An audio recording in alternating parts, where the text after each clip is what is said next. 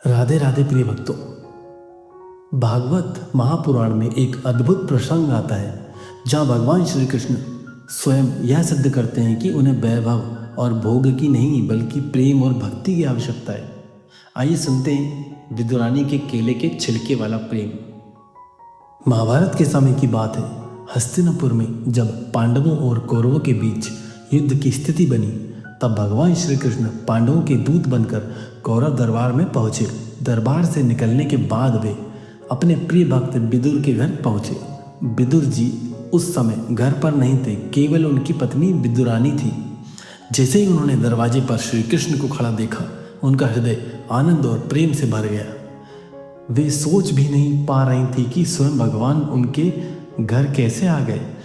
विदुरानी के घर में उस समय कोई विशेष पकवान या भोजन भी नहीं था।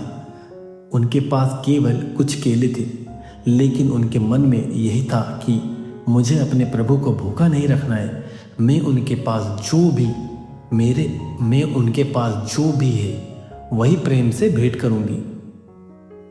वे भगवान को आसन पर बिठाकर बड़े प्रेम से केले छीलने लगी, लेकिन भगवान की सेवा और भक्ति और भाव में इतनी खो गई कि उन्हें ध्यान ही नहीं रहा कि वे केले अलग रख रही थी और भगवान को सिर्फ छिलके खिलाई जा रही थी।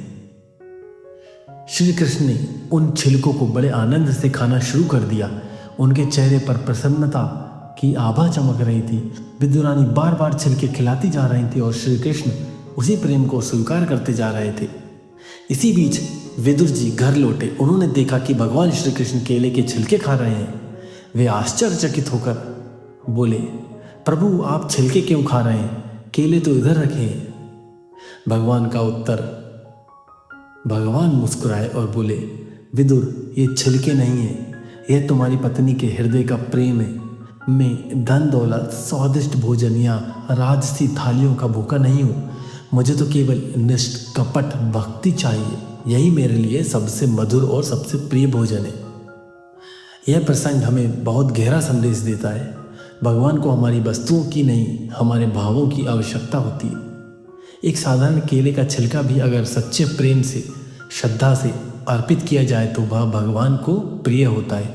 सच्ची भक्ति वैभव या धन से नहीं बल्कि समर्पण और निष्कपट प्रेम से होती है। भागवत कथा का यह प्रसंग हमें यह भी सिखाता है कि जब तक हमारे भीतर सच्चा प्रेम भक्ति का भाव है, तब तक भगवान स्वयं हमारे घर आकर उस प्रेम को स्वीकार करते हैं। राधे राधे।